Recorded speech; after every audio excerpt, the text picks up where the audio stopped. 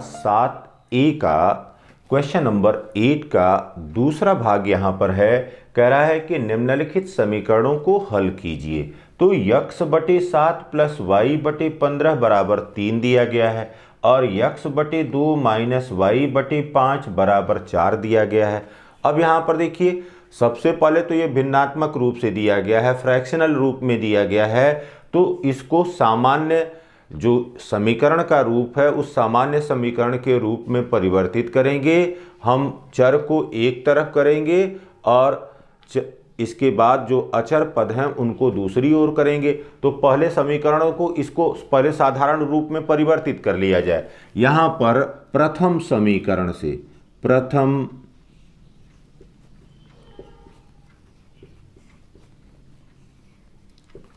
समीकरण से ये देखिए बाबू, x/7 प्लस y/15 यह बराबर 3 है और 7 और 15 का पहले एलसीएम ले लीजिए। तो यह कितने के बराबर हो गया? 105 के बराबर हो गया। तो अब यहाँ पर ये लिख लिया हमने। अब देखिए 7 से भाग दीजिए तो 15 सत्ते 105 और ये हो गया 15x प्लस यहाँ पर 15 सत्ते 105 और ये हो गया 7y और यह बराबर हो गया 3 के।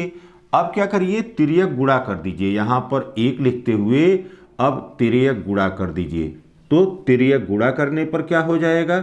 ये हो गया 15x प्लस 7y यह बराबर हो गया 3 गुणे 105 के। अब 3 गुणे 105 यह बराबर हो गया 15x प्लस 7y यह बराबर हो गया 315 के।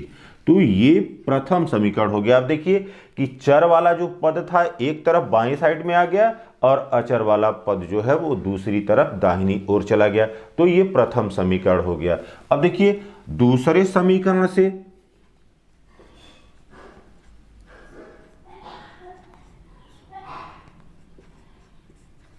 अब दूसरा समीकरण कैसे दिया गया है? x/2 माइनस y/5 और यह बराबर कितना दिया गया है? 4 के दिया गया है। तो अब देखिए 2 और 5 का 2 और 5 का एलसीएम कितना हो गया? 10 के बराबर हो गया। 2 5 10 और यहाँ पर ये हो गया 5x। फिर 5 दूनी 10 माइनस यहाँ पर हो गया 2y और यह बराबर हो गया 4 के। अब फिर तिर्यक गुणा कर दीजिए तो यहाँ पर आ गया 5x माइनस 2y यह बराबर हो गया 4 गुणे 10 और यह बराबर हो गया 40 के। या 5x माइनस 2y यह बराबर 40 हो गया। यह दूसरा समीकरण हो गया। तो अब समीकरण 1 और 2 को आपस में टैली करेंगे। अब टैली करके देखेंगे कि क्या इनके गुणांक बराबर हैं। कोई ऐसा पद है जिसका गुणांक बराबर है? अगर नहीं बराबर है तो हम सबसे पहले गुणांक को, किसी एक चर के गुणांक को बराबर करेंगे और सुविधा अनुसार जोड़ने या घटाने की प्रक्रिया करेंगे। तो यहाँ पर देखिए अब 15x plus 7y is equal to 315 है और यहाँ पर 5x minus 2y is equal to 40 है। अगर इस 5x को 15x में बदलना है तो समीकरण 2 में क्या करना पड़ेगा? 3 से गुणा करना पड़ेगा। तो यहाँ पर देखिए समीकरण 2 में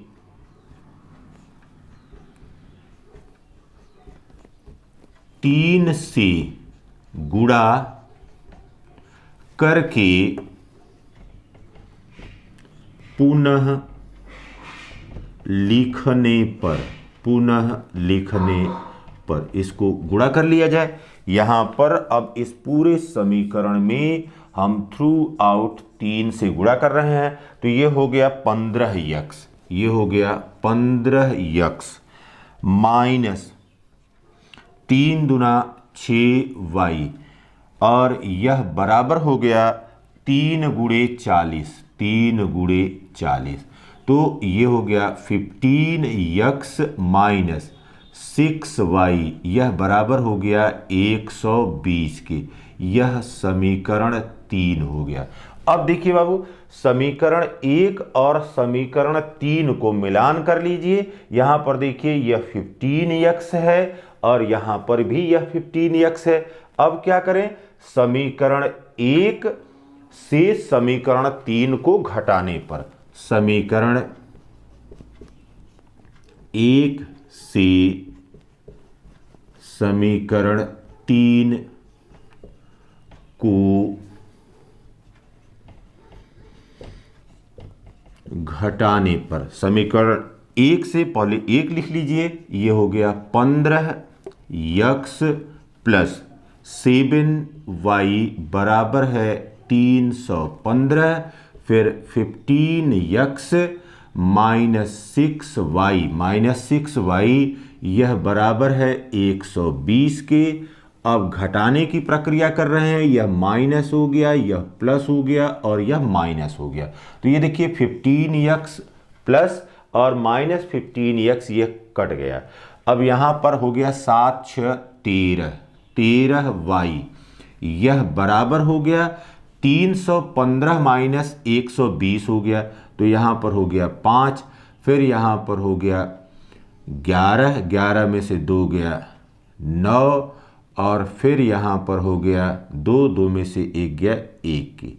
ठीक है, अब देखिए बाबू 13y बराबर 195 हो गया, इसलिए y बराबर हो गया 195 बटे 13। अब भाग दे करके देख लीजिए, यहाँ पर ये हो गया 195 भागे 13, 13 एकम 13 और यहाँ पर हो गया 6, यहाँ पर आ गया 5, 13 पचे 65। यहाँ पर अब यह 13 एकम 13 और यहाँ पर हो गया 15, तो ये आ गया 15।